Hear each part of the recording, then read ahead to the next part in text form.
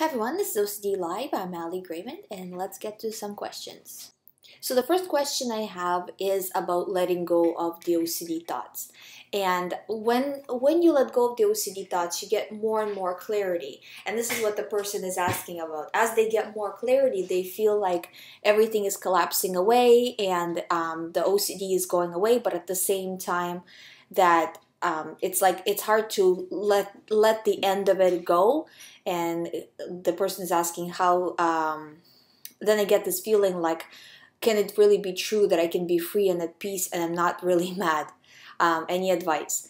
So it's basically because the mind is so used to having these thoughts, and you're getting more and more moments of clarity, as you say, right? These moments are starting to connect. So you're getting now mostly clarity and sometimes OCD thoughts. And this is what's going to continue to happen. So these feelings are normal. They just have to do with the fact that, like, for so long you've been suffering with this, and now you're letting go of it, and it's the change in the mind that's taking place, and you're still not accustomed to that change. So because you're still noticing the moments of clarity, and after a while you'll stop noticing them, and you'll start noticing whenever you have an OCD thought, because it'd be surprising because you don't get them anymore. You won't get them anymore as much. So yeah, it's normal. Just don't really think much of it. It's just a part of the process. This will pass as you continue to go down this road of recovery. So the next question is about diving into the details. What if I harmed someone? Looking at all of the little details and trying to figure it out. Whenever you do this, you have to understand that you're causing a lot of damage in terms of recovery. So say, for example, you were doing good and you weren't paying a lot of attention for a few days. You moved up in terms of recovery. Now, if today you're going to start paying a lot of attention to it, it's not that you're going to go back all the way, but you're going to take steps back. So, you have to kind of think of all the work you've done previously to not do this and not undo the work. And distractions really help with this.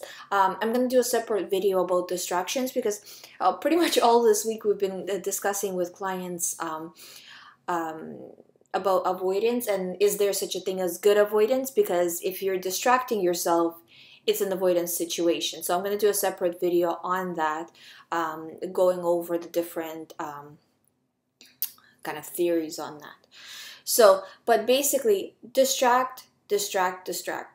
Do not allow yourself to pay attention to these thoughts, no matter what you have to do. So if you have to call somebody and have like a meaningless conversation, but get your mind into another situation where it needs to give it full attention. And that way you'll pass by this period, and maybe 2-3 hours later it won't feel as severe, and then you can refuse. And the worst thing is being by yourself. If you're sitting by yourself doing nothing, or especially like when you first wake up in the morning, this is when OCD can really attack you. So make sure that you get up, you go. You're not ever in a situation where you have a lot of time to think in the beginning, or especially when you're having a hard day. Of course, you're going to have situations when you're by yourself, but when you're having a hard time, it's important to give your mind something else to focus on, so it's focusing away from this. And it's not going to be like a full, perfect process, right, where you're fully switching your attention. But if you switch your attention even 30%, it's a lot easier dealing with 70% OCD than it is to deal with 100% OCD. So say, for example, you were fine, then all of a sudden you start to get these thoughts, and then you started to look into the thoughts and starting to pay attention, and you feel like this is midday, for example, right? And you feel like your whole world is kind of starting to get consumed by the OCD thought. So in that situation, what you want to do is call a friend, go out, say, for example, have dinner, or going for a walk it's too mild. Like going for a walk with a friend with a purpose is good. Just going for a walk around the block kind of idea is not so good, because it doesn't create enough stimulation. But doing something, and you will feel that when you are at another place doing something with other people who are talking to you, your OCD is a lot less. Yes, it's still there. Yes, you're not enjoying the time of like being with other people and all of this, but you are there and you're doing the right thing. And the mind sees that that's what you're doing, basically ignoring the danger signals that it's sending you, and it's going to send them less next time. So I think the distraction is really good, and it really helps when you're in a really kind of critical moment to refuse to pay attention, And it's, another thing is, don't beat yourself up for it, If you paid attention for, say, an hour, didn't even actually realize you were doing it, kind of did it on autopilot, start now. Okay, now I know that I'm doing it. I've caught on what I'm doing, and I'm not going to do it anymore. So now I'm going to go out and do something. You know what I mean? So whenever you can pick yourself up, that's when you pick yourself up, and then you start to move on. And so I have another question here about relapsing during holidays for people who are in school or busy, working throughout the year, but then they have a break, and then that's when OCD hits them the strongest because they're not doing much. First of all, it's good to plan ahead. So yes, you're going on a holiday. Yes, your OCD is going to be higher. Yes, you're going to be ready for it. You know what I mean? So that way you're not surprised when it happens. And I know you kind of already expect it, but actually kind of setting yourself up for it like that, that I know it's because it's, to be honest with you, it's more likely to happen than not, right? For OCD to get worse when you're not doing much. So when you set yourself up to say, yes, this is probably going to happen, when it does happen to you and when you see your thoughts get worse, you're not going to be surprised and you're not going to be as scared because you can understand why it's happening. It's not like, oh my God, why is it hitting me all of a sudden? Doesn't mean it's true and all of this. No, this is just because you have nothing to do that much as compared to what you were doing before. And again, you're not going to react. And then also planning activities, enjoyable, good activities that can take you away from the OCD thoughts, because it depends where you are in your recovery. If you're further into your recovery, right? Like say, for example, if your thoughts are 6 out of 10 in terms of anxiety, 5 out of 10, then at that point you can be, doing pretty much nothing, and then you can ignore the thoughts. But when your thoughts are 10 out of 10, 9 out of 10, being by yourself, it's very hard to prevent yourself from thinking at that point because you're just not far enough along.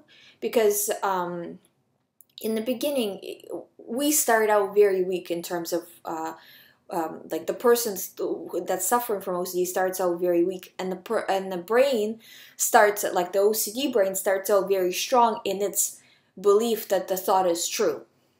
So it's like you have like a boxing match, but your opponent is a lot stronger than you, when the OCD is 10 out of 10. So you're not really gonna win, like it's not likely. So keeping yourself busy in those situations are good. But when you get to 5 out of 10, it's pretty much equal. You can disregard. You still have to work on disregarding, but it's doable. So that's kind of my suggestion is don't be surprised when it comes, and also don't put a lot of kind of stock into, well, no, I have to feel good. I have to make sure I'm great. I make sure the holiday is perfect. Like that kind of like perfectionist almost thinking, right? So because when you start to do this, then you're setting yourself up for failure for sure, And this happens a lot for people, especially like during like family holidays, things like that the person will say, I have to feel good by my birthday, or I have to feel good by the new year, or something like that. And while it's a good goal to have, at the same time, you want to make sure that you kind of leave yourself some room that if I don't feel good by my birthday, it's still going to be okay. And then, that way, if you're not, because the thing is, if whenever you make a big deal of it with your mind, whenever you say to your mind, something has to happen, you're putting more stress, you're putting more pressure, and you already have enough pressure with OCD. So saying, you know what, however the holiday is going to go is how it's going to go, but I'm going to do my best to disregard. And then I'm going to also schedule enjoyable activities, so I am going to enjoy myself at least a little bit on the holiday, So I think that kind of combination really helps. So the next question I have is about books and reading different authors' opinions, and then kind of using it as reassurance, but if the opinion doesn't match something that you think, and it kind of makes you think that the situation is true and all of that, because this is what the person is describing. So basically, you guys gotta know that as many people in the world, as many opinions. And just because a person is, I don't know, an author or has a degree or like a doctor or whatever, it doesn't mean that they're right 100% of the time. Do you know what I mean? Because we're all human. And I think the misunderstanding that I see this a lot, that people think, well, am I going to be diagnosed with OCD? My doctor said that I was diagnosed, or my doctor said that it's not OCD. Stuff like this I hear all the time. They're just a regular person. They saw you for a few minutes, and or even for a long time, and they made a call. How do you know that that doctor is a specialist in OCD? A doctor is only a person just like everyone else. They can't be an expert in every illness, or say if they're a psychiatrist, in every mental illness known to man. They read a book just like you read a book. If they read a book that's like an educational material in school, right? Or were taught by a person that didn't know much about it, how much can they know about it? You know what I mean? So I think that we have this perception of doctors being like Superman. Captain Superman has told me that OCD is what I have, or OCD is what I don't have, and I have to believe them. So this is the kind of thing, is some doctors are really good, and some doctors are really bad. And I can tell you that from my own experience and experience of pretty much all my clients. Some doctors are like, wow, I'm like, this person really knows what they're talking about. And then some of them are like, oh, I don't know, So I've just kind of warned you guys that be very careful and very selective about what you're reading and who you are listening to. Like, who are you trusting with OCD information? Because I'm telling you, right now, between all the books you probably read, everything you probably heard on this channel, other channels, reading online about OCD, you are much more of an expert in OCD than your doctor. Most likely, because your doctor is treating people generally and you are dealing with this problem particularly, So that's one. Second, why are you reading the books and getting the information in the first place? And this kind of includes this channel as well, right? That if you're doing it for reassurance, right? If you're doing it in order to help yourself feel that, okay, yeah, it is OCD, it's not a real situation, I'm not in trouble, it's not real, then that's reassurance, and that's going to get you deeper in. And then when you read something and say one word doesn't add up to what you wanted it to say, so say for example a person used one word and you would have preferred if they used a different word, and now you don't know what they mean and all of this kind of stuff, right? And you start to get a panic attack, that's an OCD panic attack. That's because whenever you get reassurance, you start to, at first you feel better for a few minutes or maybe a few days or whatever, depending on the situation. But you feel better for a certain amount of time, and then the brain starts to try to find loopholes, like try to find a way how that reassurance doesn't really count, because it wants the anxiety to continue, So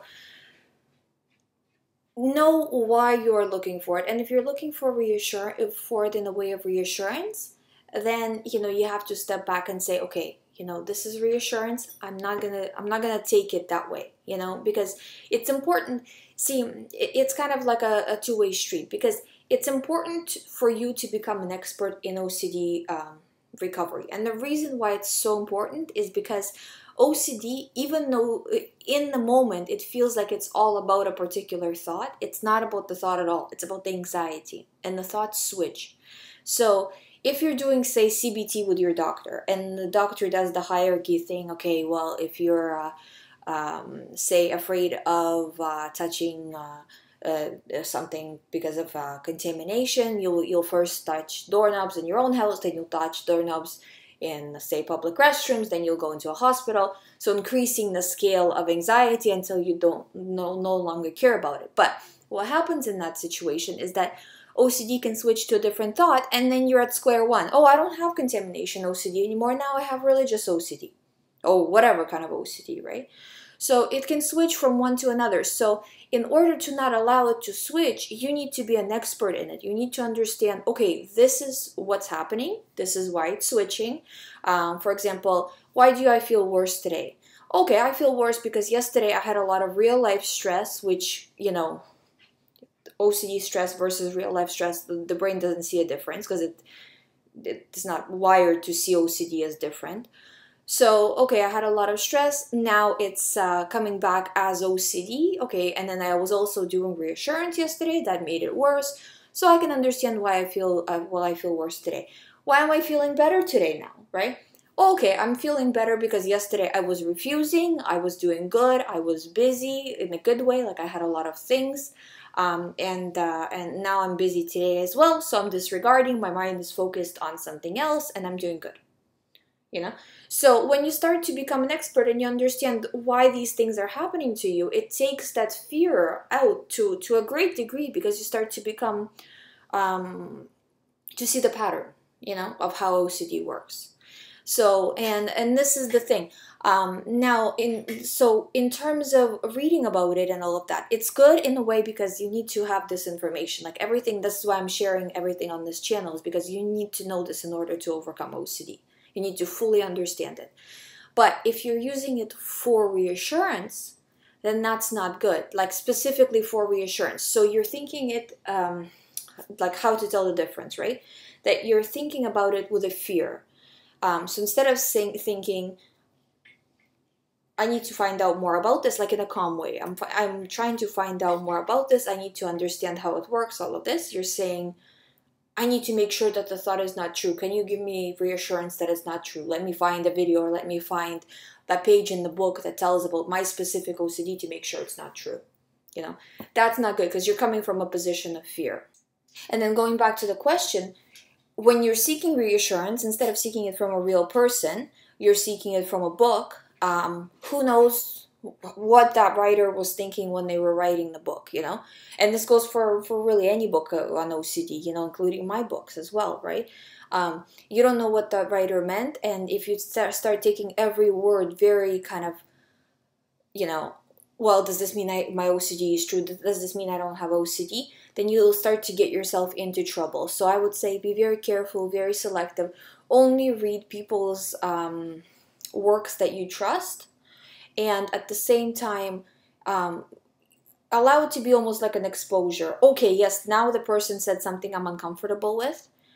I can react and seek reassurance, or I can refuse to pay attention to it. So the next question I have is about noise and how do people deal with hearing sounds? What if the sounds are gonna happen? I can't sleep well and all of this kind of stuff. So the person is getting very obsessed about noises that they hear. So like dogs barking stereo, motorcycle starting up, garbage pickup, that kind of thing. So basically, the more you focus on these sounds, is it gonna happen? Is it not gonna happen? The worse it's going to be. You need to have exposures for this. So when you go to bed, you know, turn on a movie that's like, I don't know, about, say, for example, New York, you know, with lots of sounds happening, street sounds, whatever, you know. Or I don't know if there's specific like soundtracks with street sounds. But that will help as well. So you're exposing yourself. So here they are, noises going on all day, you know, and I'm still okay. There's still nothing going on, and I'm fine, you know. So you need to habituate to it, because the more you get scared like this, the worse you will feel, you know. So it's for this, I would 100% recommend exposures. So the next question I have is, if you have to argue with yourself to reassure yourself, what if the thought is OCD or is it not OCD and all of this, does this mean it's OCD? Yes, and usually this doesn't happen with regular thoughts. I mean, it never happens with regular thoughts. If you have a regular thought, you either know that it's true or know that it's not true. Even if you think back in your life where you had situations that maybe were very scary, or maybe stuff that you've done that was wrong, as we all have, right? You never thought, oh, maybe it's OCD. You just knew it was true and you've dealt with it the best you could, right? But with OCD, it always comes with a doubt. But just be careful about trying to figure out, well, let me compare it to previous situations and all of this, because it kind of starts to suck you deeper in. and then from that point, it's hard to figure it out, because you're getting very emotional as you're comparing the OCD situation that's giving you a lot of anxiety and the other situation. Like that was real, but like your real life situation. When you compare the two, it's not always the best idea, because it really is reassurance. You're doing it to make sure that this is an OCD thought and to make sure you're safe. But what your brain sees when you're doing that is that you are not safe, and that you are trying to figure out if the thought is true. It's giving you anxiety, which means you're in danger, which means that the brain should send you more thoughts. That's how the brain sees it when you're in fear, in panic, trying to figure things out. So it's best not to go there and just say, okay, it's a what if question. It seems like OCD, so I'm gonna say that it's OCD, and I'm gonna move on, because I have never seen a person say, okay, I'm not sure if it's OCD or not, and it turned out not to be OCD. The person already knows if it's OCD, and they question it because it's the feelings are keeping them clouded. Like logically, it's OCD, but the feelings are keeping you from really moving on, because the feelings of fear and shame and guilt and what if and trying to figure it out, they kind of cloud your logic. So this is going to be the end of the part 1 of the show. I am going to post part 2 in about a day, and I have to split it up into 2 just because it's running a little bit long, and the way it's like the program is, it doesn't allow me to post more than 30 minutes. So we'll split it up into 2 different shows, so watch out for part 2. If you need more information, you can visit youhaveocd.com or email me privately to info@youhaveocd.com. On the website, you will find the recovery program, which is one-on-one talking to me, the ebooks that I have, the free articles and things like that. So lots of information on there. Don't forget to subscribe. Don't forget to like the video if you do like it. And I'll be back with part 2 tomorrow.